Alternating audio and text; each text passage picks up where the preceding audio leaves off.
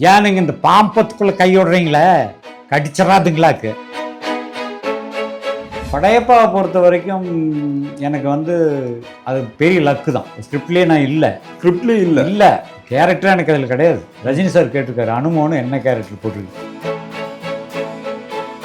Rajini sir அங்கே உட்காந்துருக்காரு, எனக்கு தான் ஷார்ட்டு அங்கே உட்காந்து சொல்கிறாரு, அனுமோன் அந்த ஸ்லாங்கை விட வேணாங்கிறது. இந்த பாம்பத்துக்குள்ள கைவிட்ட கடிச்சிடாதுங்களாக்கு. இப்போ பிரேக்கில் நான் சொல்லிட்டேன் டைரக்டர்கிட்டையும் ரஜினி சார்கிட்டையும், சார் எனக்கு வேறு டைலாக் எழுதாதீங்க சார், நான் எப்பெல்லாம் ஸ்க்ரீனில் வர்றேனோ அவரை பார்க்க வரணும், அவர்கிட்ட இதையே கேட்டிருக்கிறேன்ட்டு. அதுக்கே ரஜினி சார் சூப்பர் நல்லா இருக்கு. இந்த படம் ரிலீஸ் ஆச்சுன்னா 3 பேர் பேசப்படுவாருங்க. Number 1 Ramya Krishnan, number 2 myself அவர், நம்பர் 3 அனுமோன்ட்டார். அவர் வாய் முகூர்த்தம் என்ன, அது என்ன நாக்குன்னு தெரியல, அப்படியே பழிச்சுது. அந்த படம் ரிலீஸுக்கு அப்புறம் எல்லாரும் பாம்பு தான் கூப்பிட ஆரம்பிச்சாங்க. 2வது ரீரிலீஸ் ஃபர்ஸ்ட் டேவே 4 கோடி ரூபா கலெக்ஷன். ஒரு ரிலீஸ் படத்துக்கு இருக்கிற க்ரௌடை விட டபுள் க்ரௌடு ஒவ்வொரு தேட்டர்லையும். ஆச்சரியம். அதனால 50 வருஷமா ஒருத்தர் சூப்பர் ஸ்டார் உலகத்தில் எவனும் கிடையாது. புரியுது, வேர்ல்டு லெவலே கிடையாது. ஓகே, இவர் மட்டும்தான்.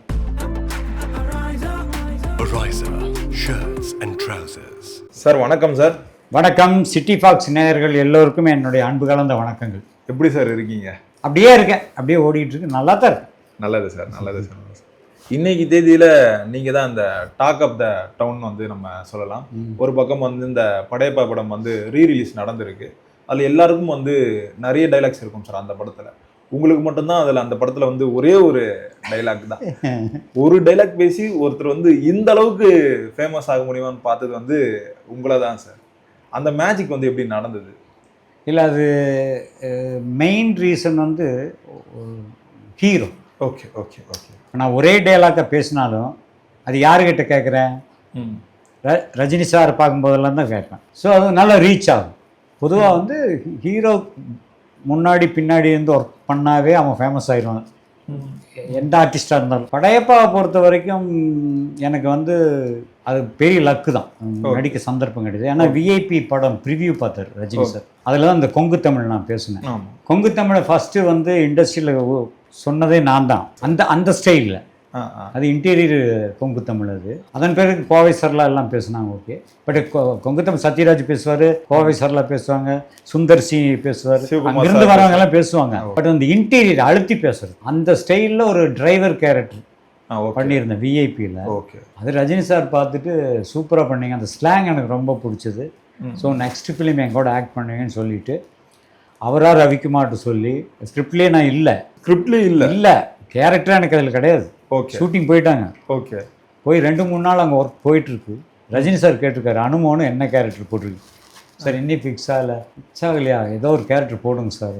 ரவிக்குமார் எனக்கு ஃபோன் பண்ணேன். அப்போ லேண்ட்லைன்லாம் கிடையாது, ஃபோன் தான். அப்போது ஃபோன் பண்ணி சொன்னார், நீங்கள் ரஜினி எப்போ பார்த்தீங்கன்னு. நான் சொன்னேன், இல்லை விஐபி ப்ரிவ்யூ பார்க்க வந்தார், அப்ரிஷியேட் பண்ணார் என்னோடய ஆக்டிங், அந்த வாய், அந்த ஸ்டைலு வந்து நல்லா இருக்கு, ஸ்லாங்கு பேசுறது நல்லா இருக்குனாரு. அது சொல்லிவிட்டு அவர் சொன்னது, என்னோடய நெக்ஸ்ட் ஃபிலிம் எங்களோட ஆக்ட் பண்ணி சொன்னார். அவ்வளோதான் சார், வேறு தெரியாதுன்னு.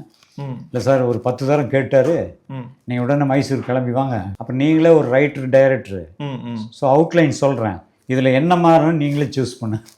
ஓ, நீங்களே சூஸ் பண்ணது? நான் சூஸ் பண்ணேன். நான் போனால் ரஜினி சைடு வந்து ரமேஷ் கண்ணா, செந்தில், ஒரு பட்டாளினா இருக்குது. ஆமாம், காமெடிக்கு. பட் வில்லன் சைடு யாரும் இல்லை. பொதுவாக வில்லன் சைடில் காமெடினா அந்த அப்போல்லாம் பார்த்தீங்கன்னா வில்லன் சைடு காமெடின்னா வெண்ணிறை ஆடை மூர்த்தியெல்லாம் ரொம்ப ஃபேமஸ்ஸு. ஓகே ஓகே, அது போட்டு வாங்குவார். Okay okay. கூட இருக்கிறவனை திட்ட முடியாது, எதிர்த்த மாதிரி திட்டுறவனுமா இவனை திட்டுறதுக்கு அவனை திட்டுற மாதிரி திட்டிக்கிறது. Okay okay. ஸோ அந்த மாதிரி பிளான் பண்ணேன் சார். நான் வந்து ஆப்போசிட் ரம்யா கிருஷ்ணன், நாசர், ராதா ரவி குரூப்பில் ஒரு நாசர் வந்து ஒரு எம்எல்ஏ ஆகி மினிஸ்டர் ஆகிற கதையில். ஸோ நான் ஒரு கண்டினியூ ஒரு பிஏ மாதிரி வச்சுக்கிறேன். ஓகே சரி, அதை வச்சு என்ன பண்ணலாம் அப்படின்னு. சரி, அதாவது சீன் பண்ணும்போது கூட மாட பேசி எதாவது பண்ணிக்கலாம். அப்போ எனக்கு ஃபர்ஸ்ட் ஷாட் வச்சாங்க. அப்போ ரவிக்குமார்னு சொல்கிறார், சார் இதுக்கு முன்னாடி ரஜினி சார் வந்து பாம்பெல்லாம் பிடிச்சி என் பேர் படையப்ப அந்த பாட்டெல்லாம் பாடி முடிச்சுட்டு முதல் இந்த வீட்டுக்கு வர்றாரு. ஓகே ஓகே, ரம்யா கிருஷ்ணன் வீட்டுக்கு. ஓகே, வரும்போது நீங்கள் என்ன பண்ணீங்கன்னா, அந்த பாம்பெல்லாம் பிடிச்சி பாடினதை நீங்கள் பார்த்த சென்ஸில் பாம்பை தைரியமாக பிடிக்கிறீங்களே, பயம் இல்லையா, கொத்தாதா, கடிக்காதா, அப்படி இப்படின்னு ஏதாவது இந்த மாதிரி கேளுங்க அப்படின்னாரு. ஓகே, சரி ஓகே சார், நான் ப்ரிப்பேர் பண்ணேன். இந்த பாம்பெல்லாம் கடிக்குத, உங்களுக்கு பயம் இல்லையா, அந்த மாதிரி கேளுங்க. நான் ரவிக்குமார், ரஜினி சார் அங்கே உட்காந்துருக்காரு, எனக்கு தான் ஷார்ட்டு அங்கே உட்காந்து சொல்கிறாரு, அனுமோன் அந்த ஸ்லாங்கை விட வேணாங்கிறது. Okay okay. அப்போ சொன்னேன், சார் இந்த மாதிரி பேசலாம் எப்படின்னு. ஏன் நீங்கள் இந்த பாம்பத்துக்குள்ளே கையோடுறீங்களே, கடிச்சிடாதுங்களாக்கு அப்படின்னு சிரிச்சிட்டு அடுத்து கண்டினியூ வீட்டுக்குள்ளேயே சேம் சீனில் உள்ள அதுலேயே ஒரு தடவை இந்த ராதாரவி என்னை கூட்டிகிட்டு போகும்போது ஓடி வந்து கேளுங்கன்னாரு. யார்? ரஜினி சார். அவர் ரொம்ப பிடிச்சிச்சு. ஓகே. மறுபடியும் ஓடி வந்து கேட்பேன். ஒரே சீன் 2 தடவை. ஓகே. இப்போ பிரேக்கில் நான் சொல்லிட்டேன் டைரக்டர்கிட்டையும் ரஜினி சார்கிட்டையும், சார் எனக்கு வேறு டைலாக் எழுதாதீங்க, சாரை நான் எப்பெல்லாம் ஸ்க்ரீனில் வர்றேனோ அவரை பார்க்க வரணும், அவர்கிட்ட இதையே கேட்டிருக்கிறேன்ட்டு. அதுக்கு ரஜினி சார் சூப்பர் நல்லா இருக்கு. அது என்னென்னா ஒரு ட்ரெண்ட் இருக்குது. நம்ம எண்ணத்தை கண்ணையான்னு ஒரு நடிகர் இருந்தார், நான் படத்தில் ஆக்ட் பண்ணிருப்பேன். அந்த நான் படத்தில் அவர் பேசுகிறதே எண்ணத்தை பண்ணி எண்ணத்தைன்னு தான் பேசுவார். அது கண்டினியூ படம்புறா தான் பேசுவார். ஓகே. அதனால அவர் பேர் எண்ணத்தை கண்ணையா. அந்த ஒரே டைலாக் தான் அது ஃபேமஸ் ஆச்சு. அதே மாதிரி வந்து நான் பாம்பு பத்துன்னு இப்போ என்ன யாரும் அனுமோன்னு கூப்பிட்றேன், எல்லாரும் பாம்பு பத்து தான் கூப்பிட்றேன். ஸோ அது வந்து அதுக்கு ஒரு ஃபினிஷிங் கொடுத்தாரு. டைரக்டர் என்ன சொன்னார்னா, அந்த கிளைமேக்ஸ் பிஃபோர் கிளைமேக்ஸு 25 வருஷம் கழிச்சு மறுபடியும் வந்து பார்க்குறாரு ரம்யா கிருஷ்ணன். அப்பவும் கேளுங்க, எனக்கு ரொம்ப வருஷமாக கேட்டுக்கிட்டே இருக்கிறனுங்க, அந்த பாம்பு பத்துக்குள்ளே கைவிட்டிங்களா கடிச்சிடாதுங்களாக்குங்க. ஓகே. அவர் கடிச்சது ஆனால் எனக்கு விஷம் ஏறலம்பார். இப்போ நீங்கள் என்ன சொல்ல போகிறீங்க அப்படின்னு. அப்போ ஒரு சின்ன நான் சொல்லிக்கிறேன் சார் எப்படின்னு. கடிச்சதுங்களா, விஷம் ஏறலையா, மேலே போங்க பெரிய பாம்பு ஒன்று காத்துட்டு அதுக்கு தான் ஏன்னா அது வந்து அந்த கேரக்டரே வில்லி தானே, பாம்பு மாதிரி. ஸோ அது அந்த ஷார்ட்டில் பேசி முடிச்சுன்னா எல்லாருமே வந்து அப்ரிஷியேட் பண்ண நல்ல டயலாக் சார். இது ஒரு வில்லிக்கு முக்கியத்துவம் கொடுத்து அது இந்த அளவுக்கு ஃபேமஸான்னு நான் நினைக்கல. பட் ஆனால் ரஜினி சாரே வந்து எனக்கு ஃபோன் பண்ணி சொன்னார். அப்போ ஓகே ப்ரிவியூ படையப்பா ரெடியாகி ஃபஸ்ட்டு காப்பி பார்க்குறாரு. ஓகே. ஃபோன் பண்ணார் அவரு. ஃபோன் பண்ணி அனுமன் படம் பார்த்தா சார் நல்லா வந்துருக்கு, நீங்கள் நல்லா பண்ணீங்க, அதை ஃபாஸ்ட்டாக பேசுவார். சொல்லிவிட்டு இந்த படம் ரிலீஸ் ஆச்சுன்னா 3 பேர் பேசப்படுவாருன்னார். Number 1 Ramya Krishnan, number 2 myself அவர், நம்பர் 3 அனுமன்ட்டார். ஆமாம் எனக்கு ஷாக்காக என்ன சொல்ல, பெரிய காம்ப்ளிமெண்ட். ஆமாங்க, சிவாஜி சார், லட்சுமி, வடிவுக்கரசி, செந்தில், ரமேஷ்னு ஒரு பெரிய குரூப்பு. ஆனால் தேர்டு இதில் பேசப்படுற 3 கேரக்டரில் ஃபஸ்ட்டு அது, செகண்ட் அது, தேர்டு நீங்கன்ட்டார். அவர் வாய் முகூர்த்தம் என்ன அது என்ன நாக்குன்னு தெரியல, அப்படியே பழிச்சுது. அந்த படம் ரிலீஸுக்கு அப்புறம் எல்லாரும் பாம்பு தான் கூப்பிட ஆரம்பிச்சாங்க. அது வந்து ஏன்னா 2 சீன் பேசுனா 3ஆவது சீன் இவன் வந்தாவே இதுதான் கேட்க போகிறேன்னு தெரியும். அப்போ ஆடியன்ஸ் ரெடி ஆயிடுறான். ஓகே. ஸோ அந்த மாதிரி அமைப்பு தான் அது. இது வந்து காடு கிஃப்ட்டு. அண்ட் இந்த நேரத்தில் வந்து படையப்பா மூலியமாக தான் நான் ஒரு நடிகன்னு எக்ஸ்டாப்ளிஷ் ஆனது. Okay okay. அதுக்கு இந்த நேரத்தில் உங்கள் சேனல் மூலிமா இயக்குனர் ரவிக்குமார் அவர்களுக்கும் சூப்பர் ஸ்டார் ரஜினிக்கு என்னுடைய நன்றிகள், அந்த வணக்கங்கள். இப்போ தமிழ் சினிமாவுக்கு ரஜினி சார் வந்து இந்த 50 ஆண்டு காலம் வந்து நிறைவு பண்ணியிருக்காரு. அவர் ஸ்டார்டிங்கில் எப்படி மக்கள் வந்து ரசித்தாங்களோ இப்போ வரைக்குமே அவரை வந்து ரசித்து வந்து கொண்டாடுறாங்க. அந்த மேஜிக் எப்படி நிகழ்த்த முடியுது ரஜினி சாரால்? இல்லை, அது காரணம் வந்து ஃபஸ்ட்டு படம் அந்த அபூர்வ ராகங்கள் பண்ணும் பொழுது சும்மா கிளைமேக்ஸ் டைமில் வந்து போகிற அவ்வளோதான். அவர் எந்த ஸ்டைலும் பண்ணியிருக்க மாட்டோம், ஒன்றும் பண்ணணும். ஆனால் 3 முடிச்சு பாலச்சந்திரன் 3 முடிச்சு வந்து பார்த்தீங்களா, 3 முடிச்சில் உள்ள வந்து ஒரு வில்லன் கேரக்டர் பண்ணி அந்த சிகரெட்டை தூக்கி போட்டோன்னே நான் அப்போ வந்து தர டிக்கெட்டில் உட்காந்து படம் பார்க்குறேன். Okay okay. 3 முடிச்சு. ஓகே.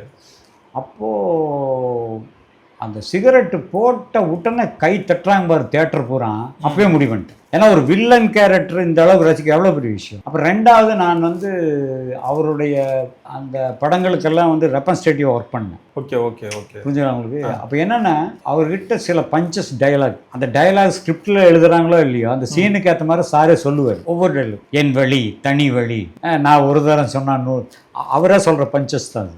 Okay okay. ஸ்கிரிப்டில் இருக்காது. பட் அவருக்கே தோணும் அப்படி சொன்னால் நம்ம ரசிகர்களாக ரசிப்போம். அந்த படம் டைட்டில் கூட அவர் தான் வந்து சொல்லுவாராமே சார். அவன் படையப்பா டைட்டில் அவர் தான் சொன்னது. Okay okay. ஆனால் எனக்கே தெரியாது. இப்போ இன்டர்வியூ பார்த்தா எனக்கே தெரியும் படையப்பா. பட் படையப்பா என்ன அப்படின்னா என்ன சாருங்கிற மாதிரி அதெல்லாம் கிடையாது. படை வீடு தான் படையப்பா. ஓகே. ஆறுமுகனுடைய படை வீடுக்கு தான் படையப்பா. படையப்பானா முருகன் தான். Okay okay okay. அதே நிறைய பேர் தெரியல. பட் நல்ல டைட்டிலு, நல்ல படம். அப்புறம் 2வது வந்து ஒரு படத்தை தயாரிக்கிறது அப்படிங்கிறது அவர் சொந்த படம்னு சொன்னாங்க. உண்மையிலே சொல்கிறேன், அந்த படம் முடிஞ்சு ரிலீஸ் ஆகி நேற்று முந்தா நாள் ஒரு இன்டர்வியூ கொடுக்க எனக்கு தெரியாது அவர் தான் ப்ரொடியூசர்னு. ஏன்னா எங்களுக்கு மேனேஜர் தான் எங்களை எல்லாம் தேனப்பன் சார் அவர் தான் மெயின்டைன் பண்ணுவார். அவர்கிட்ட டேட் சொல்லுவாங்க, இது சொல்லுவாங்க, பேமெண்ட் கொடுப்பேன், அதுதான் அவருடைய ப்ரொடியூசர். நான் பார்த்ததும் இல்லை. சரி யாரோ ப்ரொடியூசர், அவர் ஏதோ பிஸியாக இருக்கும். ஆனால் ரஜினி சாரே தான் ப்ரொடியூசர், அப்புறம் தான் தெரிஞ்சுது. கிரேட். ஆனால் ஒரு படத்தை செலவெல்லாம் பார்க்காம ப்ராஜெக்ட் பிரமாதமாக பண்ணணும், இந்த சம்பளம் நிறை குறைவெல்லாம் வரக்கூடாது, யார் என்ன கேட்குறாங்களோ சேர்த்தியே கொடுங்கன்னு சொல்லி. Okay okay super. அதெல்லாம் வந்து அதான் அந்த மனித நேயம், அந்த தொழிலுக்கு உண்டான தர்மம், அதை கரெக்டாக பண்ணார். அதனால தான் இப்படி ஒரு வெற்றி. புரிஞ்சுக்கா உங்களுக்கு? ஒரு படம் எடுக்கிறேன், எல்லார் வாயிலையும் ₹1 பேசணுக்கு 50 பைசா கொடுத்துட்டு காசை கொடுத்துட்டு படம் ரிலீஸ் பண்ணி நான் மட்டும் சம்பாதிக்கணும், வீடு கட்டணும்னு நினைக்கிற ப்ரொடியூசர் நிறைய இருக்காங்க. ஆனால் இவர் அப்படி இல்லை, நானும் சம்பாதிக்கணும், நீங்களும் நல்லா இருக்கணும். அப்படி அதனால தான் இவ்வளோ பெரிய ஹிட். ஒரு செகண்ட் பேட்ச் வந்திருக்கு, இப்போ 2வது ரீரிலீஸ். ஃபர்ஸ்ட் டேவே ₹4 கோடி கலெக்ஷன் தான். ஃபர்ஸ்ட் டேவே ஒரு ரிலீஸ் படத்துக்கு இருக்கிற க்ரௌடை விட டபுள் க்ரௌட் ஒவ்வொரு தேட்டர்லையும். ஆச்சரியம். அது காரணம் எனக்கு தோணுது இப்போ என்னன்னா, இப்போ இருக்கிற யூத் 20 வயசுக்கு கீழே இருக்காங்க பார்த்தீங்களா, அவங்க பூரா இந்த படத்தை தேட்டரில் போய் பார்த்தாங்கன்னா நிச்சயமாக மற்ற ஃபேன்ஸாக இருக்கிற அத்தனை பேரும் மறுபடியும் ரஜினி ஃபேன் ஆயிடுவாங்க. இப்போ மறுபடியும் கவர் பண்ணுறாரு ஃபேன்ஸாக, அப்படிதான் தோணுது. ஸோ ஆர்வம் இருக்குது அவருடைய. மற்ற படங்கள்லாம் டிவியில் அதெல்லாம் பார்க்கும்போது அவருடைய ஸ்டைல் வந்து இப்போ இருக்கிற குழந்தைகளுக்கு ரொம்ப பிடிக்குது. புரியுது. ஸோ வந்து இன்னைக்கு இருக்கிற ஜென்ரேஷனையும் கவர் பண்ணுற ஒரு தகுதி படைத்த ஒரு மாமனிதர் தான் ரஜினிகாந்த். அதான் சார், இப்போ நானே உங்ககிட்ட அந்த கேட்டிருந்தேன், இந்த 50 ஆண்டு காலம் வந்து நிறைவு பண்ணியிருக்காங்க. அப்போ அந்த காலகட்டத்தில் வந்து கமல் வந்து ஒரு பக்கம் வந்து உச்சத்தில் இருக்காரு, இன்னொரு பக்கம் வந்து சிவாஜி சார் இருக்காங்க, எம்ஜிஆர் சார் இருக்காங்க. அவங்களெல்லாம் தாண்டி எப்படி ரஜினி சாரால் வந்து பெரிய ஆளாக வர முடிஞ்சது? இல்லை, அது அதனுடைய மெயின் இது டெடிக்கேஷன் தான். ஒரு கேரக்டர் சொல்லும் பொழுது இந்த கேரக்டர் நம்ம எப்படி பண்ணால் நல்லா இருக்கும் அவரே ஒரு யோசனை பண்ணி, ஓகே, அது ஃப்ரேமுக்குள்ளே டைரக்டர் ஸ்டார்ட்னு சொன்னால் அவருக்குன்னு ஒரு ஸ்டைலை பண்ணி, அந்த சொல்லுற விதம், டைலாக் டெலிவரி விதம், அந்த வாக் பண்ணுற ஸ்டைலு, கையை பிடித்து இந்த யாருமே பண்ணல, அது எல்லாருக்குமே ரொம்ப பிடிச்சிது. ஸோ அந்த ஸ்டைல் வந்து ஆக்டிங் ஸ்டைல் ஒன்று, டைலாக் டெலிவரி ஸ்டைல் ஒன்று, அப்புறம் பஞ்சஸ். ஓகே ஓகே, எல்லா படத்துலையும் அவரோட ஒரு கண்டினியூட்டி பஞ்சஸ் இருக்கும். அது வந்து அவருடைய கற்பனை. நம்ம முன்னுக்கு வரணும், நம்மளும் மூளையை யூஸ் பண்ணணும். அப்போ எந்த இயக்குனருமே அவர் சொல்கிறது யாரும் வேணும்னு சொல்ல முடியாது, நல்லா இருக்குன்னு தான் சொல்ல முடியும். அவர் சொல்லும் பொழுதே நல்லா இருந்தால் வச்சுக்கலாம்னு சொல்லி தான் சொல்லுவாராம். ஸோ அந்த மாதிரி ஃபஸ்ட்டு வந்து சார் அவர்கிட்ட இருக்கிற முதல் விஷயம் தெய்வீக நம்பிக்கை. ஃபஸ்ட்டு தெய்வ நம்பிக்கை, 2வது தன்னம்பிக்கை, அப்புறம் மனித நேயம், எல்லாரோட எப்படி பழகணும், பிடிக்கணும், அந்த தொழிலுக்கு உண்டான தர்மம், என்ன பண்ணோம் எப்படி பண்ணணும், இதெல்லாம் அப்படியே கீப் பண்ணார். அதனால தான் சூப்பர் ஸ்டார். வெறும் ஆக்டிங்கில் இல்லை, அவருடைய குணங்கள் பூராமே. இது நான் சொல்லும்போது என்ன அனுபவம் ரொம்ப பேச அதெல்லாம் ஒன்றும் கிடையாது, பழகணும்னு தான் தெரியும் உங்களுக்கு. So great man. அதனால் 50 வருஷமாக ஒருத்தர் சூப்பர் ஸ்டார் உலகத்தில் எவனும் கிடையாது, புரியுது, வேர்ல்டு லெவலே கிடையாது. ஓகே, இவர் மட்டும்தான். இப்போ கமல் சாரை பற்றி சொன்னேன். கமல் சார் அப்படின்னா அவருடைய ஸ்டைல் வேறு. அவர் வந்து கெட்டப் மாற்றி நடிப்பார், ஆண் பெண் வேஷம் போடுவார், ஓல்டு கெட்டப் பண்ணுவார், அப்படி அவர் கெட்டப்லாம் சுற்றிட்டு போவார்.